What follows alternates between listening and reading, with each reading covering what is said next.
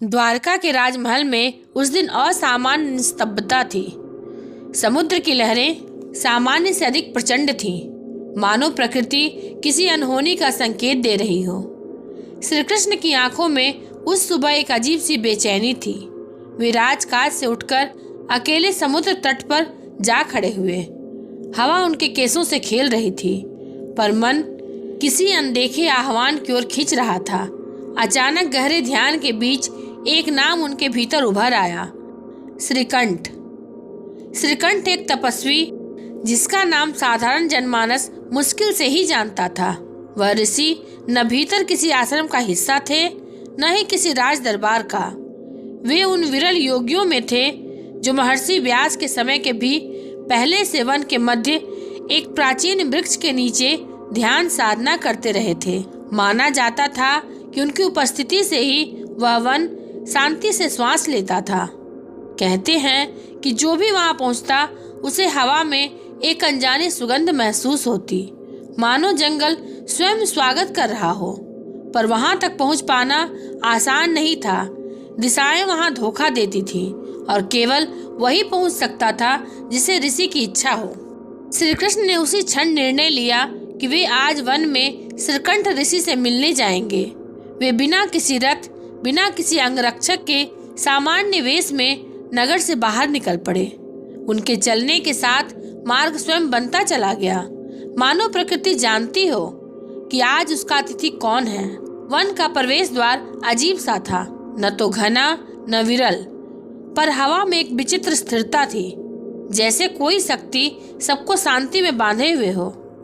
सफेद साल वृक्षों के नीचे सूरज की किरणें भूमि पर स्वर्णिम पैबंद बुन रही थी। श्री कृष्ण धीरे धीरे भीतर बढ़ते गए। हर पेड़ उनकी ओर झुकता प्रतीत होता था, हर पत्ता धीमे से सरसराता, मानो उनके आगमन की पुष्टि कर रहा हो। कुछ दूर चलने के बाद उन्हें वह वृक्ष दिखाई दिया, वन का सबसे प्राचीन, विशाल और शांततम वृक्ष, जिसकी जड़ों से ही जैसे संगीत फूटता हो। उसके नीचे पद्मासन लगाए बैठे श्रीकंठ ऋषि थे। उनके शरीर पर वस्त्र का नामो निशान तक नहीं था, केवल तेजस्विता का आभा मंडल। उनकी आंखें बंद थी, पर जब श्री कृष्ण निकट पहुंचे तो बिना पलके हिलाए ही उन्होंने उन्हें अनुभव कर लिया। श्री कृष्ण उनके चरणों के समीप बैठ गए। उनकी उपस्थिति में वन की हवा का रंग जैसे बदल गया। माहौल में एक ऐसी ऊर्जा फैलने लगी जिसे शब्दों में बांधना असंभव था। श्री कृष्ण और श्रीकंठ के बीच किसी औपचारिक अभिवादन की आवश्यकता नहीं थी। दोनों मानो दो गहरे सागर हों, एक दूसरे से बिना बोले जुड़ जाने वाले।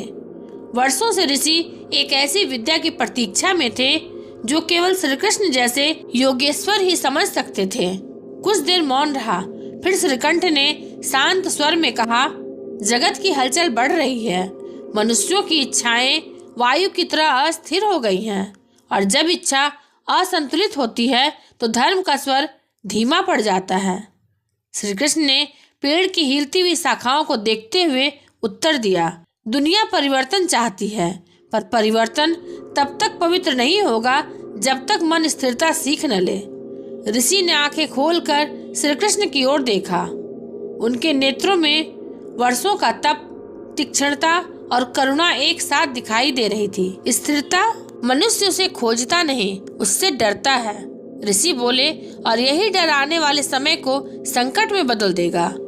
श्री कृष्ण ने धीमे से मुस्कुराते हुए कहा, इसलिए मैं यहाँ आया हूँ, आपसे वह जानने जो मनुष्यों को स्वयं से जोड़ सके। वन का मौन और गहरा हो गया। ऋषि ने उनकी ओर हाथ बढ़ाकर वृक्ष के तने को स्पर्श किया। कृष्ण, इस वृक्ष को देखो, वे बोले, इसकी जड़ें अंधकार में हैं, पर यह छाया देता है। मनुष्य इसकी तरफ बनना भूल गया है। वह प्रकाश चाहता है, पर अपनी जड़ों से भाग रहा है। श्री कृष्ण ने वृक्ष के तने पर हाथ रखा और महसूस किया धरती की धड़कन, पत्तों के कंपन की ऊर्जा और जीवन की गहराई। मनुष्य प्रकाश चाहता है, पर मार्ग नहीं, ऋषि बोले। मनुष्य शक्ति चाहता है, पर संयम नहीं। मनुष्य शब्द चाहता है, पर मौन नहीं। और इन तीनों की उपस्थिति ही द्रोह, युद्ध और भय को जन्म देती है। श्री कृष्ण मन ही मन सब अनुभव कर रहे थे कि यह तपस्वी केवल ऋषि नहीं, प्रकृति का जीवित ज्ञान था। अचानक श्री कृष्ण ने देखा कि वृक्ष की छाया में कुछ सूखे पत्ते जीवित से चमक रहे थे। ऋषि ने कहा, हर चीज संवाद करती है, पर मनुष्य सुनने की कला भूल गया है। जब सुनना लौटेगा तभी शांति लौटेगी। श्री कृष्ण ने गंभीरता से सिर झुकाया। मुझे वह ज्ञान दो जो धर्म को संतुलित कर सके। ऋषि उठकर एक छोटी सी मिट्टी की डली श्री कृष्ण को पकड़ा दी। यह तुम्हारे लिए नहीं, युग के लिए है। श्री कृष्ण ने आश्चर्य से उसे देखा। इस छोटे कण में क्या शक्ति है? ऋषि बोले, यह धरा का स्मरण है। जो मनुष्य इसे स्पर्श करेगा उसका अहंकार भूमि की नम्रता में बदल जाएगा। श्री कृष्ण ने उस मिट्टी को अपने करों में थाम लिया। उसमें से एक अद्भुत शांति निकल रही थी। मैं इसे उस समय उपयोग करूंगा जब संसार स्वयं को भूल जाएगा, श्री कृष्ण ने कहा। श्रीकंठ शांत मुस्कान के साथ बोले, युगों को तुम्हारी आवश्यकता तब पड़ती है जब मनुष्य स्वयं को देखने से इनकार कर देता है। जब अति होगी तुम हस्तक्षेप करोगे, और जब तुम हस्तक्षेप करोगे संसार फिर से संतुलन सीखेगा।